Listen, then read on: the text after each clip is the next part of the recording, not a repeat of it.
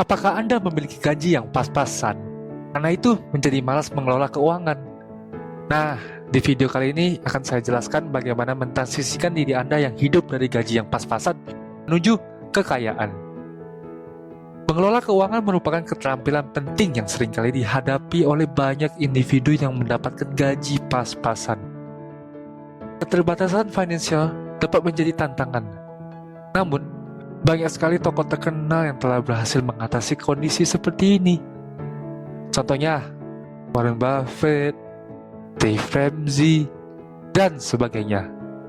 Nah, di dalam video ini, kita akan mengeksplorasi 7 cara praktis untuk mengatur keuangan bagi kamu yang memiliki gaji pas-pasan agar mampu menjalani hidup finansial yang sehat meskipun pendapatannya terbatas. Yang pertama, membuat anggaran yang jelas. Nah, pertama-tama, langkah kunci yang digunakan untuk mentransisikan diri Anda yang memiliki gaji pas-pasan menuju kekayaan adalah dengan membuat anggaran yang jelas. Dengan menentukan alokasi dana untuk kebutuhan pokok seperti makanan, transportasi, dan tagihan rutin, Anda dapat memastikan bahwa gaji yang pas-pasan Anda mencukupi untuk kebutuhan sehari-hari. Sebuah anggaran yang terperinci memberikan gambaran yang jelas tentang pengeluaran dan juga membantu menghindari pemborosan. Dan yang paling penting adalah memberikan kontrol lebih dalam pengelola keuangan pribadi Anda. Kemudian, membuat anggaran yang jelas juga sangat penting. Karena saudara-saudara bisa bersifat lebih waspada dalam mengalokasikan keuangan menuju tujuan yang lebih baik, seperti berinvestasi dan menabung. Membuat anggaran yang jelas dapat menghindari pemborosan duit secara cuma-cuma, seperti pergi makan di restoran yang tidak sesuai dengan pendapatan Anda, membeli barang yang tidak dibutuhkan yang mengakibatkan keuangan tidak menghasilkan cash flow yang bagus, dan uang yang Anda dapatkan juga terus-menerus mengalir keluar seperti air. Nah, jadi membuat anggaran jelas itu sangatlah penting. Yang kedua, prioritaskan utang dan cicilan.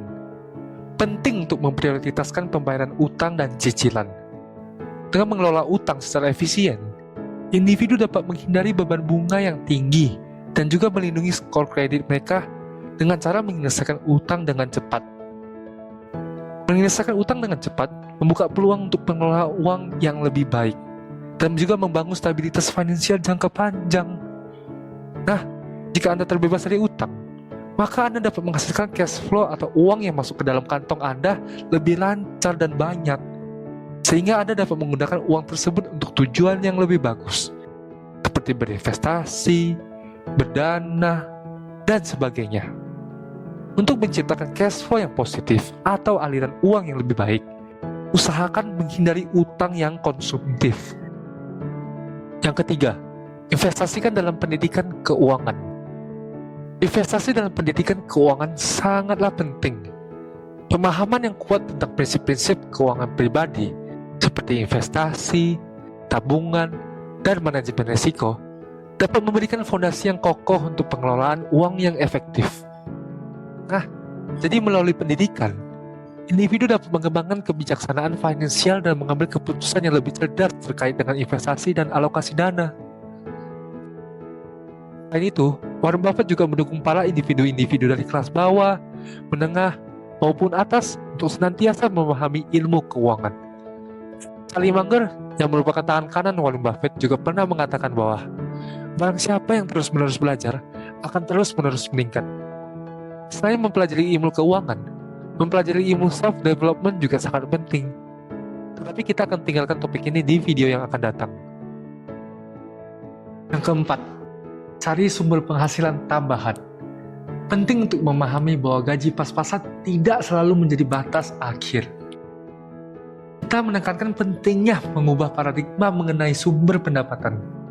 Diversifikasikan pendapatan tidak hanya tentang mencari uang lebih, tapi juga tentang menciptakan keberagaman dalam aliran pendapatan. Anda juga dapat mengambil job part-time, proyek lepas, atau bahkan memulai bisnis kecil dengan modal kecil yang bertujuan untuk membuka pintu peluang baru.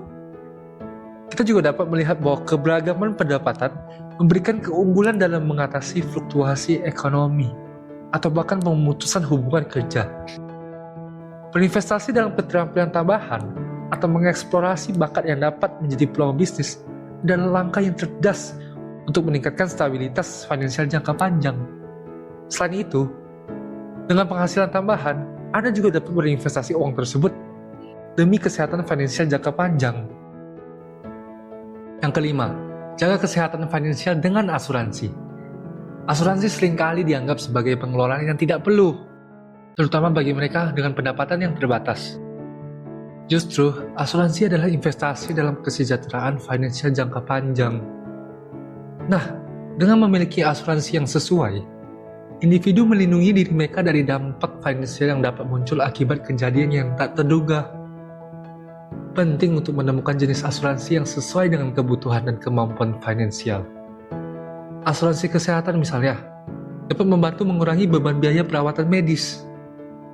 Nah, asuransi jiwa juga dapat memberikan perlindungan finansial bagi keluarga di masa depan. Jadi, dengan pemahaman yang baik tentang jenis asuransi yang dibutuhkan, individu dapat menciptakan lapisan perlindungan yang kuat terhadap risiko finansial yang tidak terduga. Yang keenam, bijak dalam belanja dan hemat energi. Belanja bijak dan pengelolaan energi adalah langkah-langkah konkret untuk mengurangi pengeluaran. Pentingnya untuk melihat lebih dari sekedar harga ketika berbelanja. Mencari diskon, memanfaatkan promo, dan membandingkan harga dapat membantu individu menghemat uang tanpa mengorbankan kualitas produk atau layanan. Nah, hemat energi juga merupakan langkah yang dapat memberikan dampak finansial yang positif. Menggunakan listrik yang efisien, pengurangan limbah, dan pengelolaan air yang bijak tidak hanya mendukung lingkungan, tetapi juga membantu mengurangi tagihan bulanan. Jika Anda konsisten melakukan hal-hal tersebut, maka lama-kelamaan dan dalam jangka panjang dapat menghemat banyak sekali biaya. Biaya-biaya yang kita hemat juga dapat kita gunakan untuk tujuan yang lebih baik, seperti investasikan uang Anda, menabung, berdana, dan sebagainya. Yang ketujuh, bersikap positif dan berkomunikasi. Bersikap positif terhadap keuangan adalah aspek kritis dalam perjalanan mengatur keuangan. Melihat keuangan sebagai alat untuk mencapai tujuan hidup, bukan sebagai beban, dapat menciptakan motivasi yang kuat untuk mengelola keuangan dengan baik. Kesadaran diri tentang keuangan pribadi, termasuk kesadaran terhadap keberlanjutan keuangan, memberikan fondasi yang kokoh untuk mengatasi kendala keuangan. Nah, selain itu, komunikasi terbuka dengan keluarga dan teman-teman adalah kunci tentang tujuan keuangan. Kesulitan dan strategi pengelolaan keuangan dapat menciptakan lingkungan dukungan yang saling memotivasi. Sharing-sharing mengenai pengalaman dan belajar dari pengalaman orang lain dapat menginspirasi ide-ide baru dan memberikan dukungan emosional yang diperlukan dalam perjalanan mengelola keuangan. Nah, demikian 7 poin mengenai cara praktis yang akan memtransisikan Anda menuju kekayaan walaupun gaji pas-pasan. Akan Anda pikirkan mengenai prinsip-prinsip mengatur keuangan di atas, dan demi keuntungan kalian dapat mengimplementasikan prinsip-prinsip yang dijelaskan di video kali ini. Nah, ingin mendengar mengenai topik-topik seperti video ini? Jangan lupa subscribe, like, komen, dan share video ini. Sampai jumpa di video selanjutnya.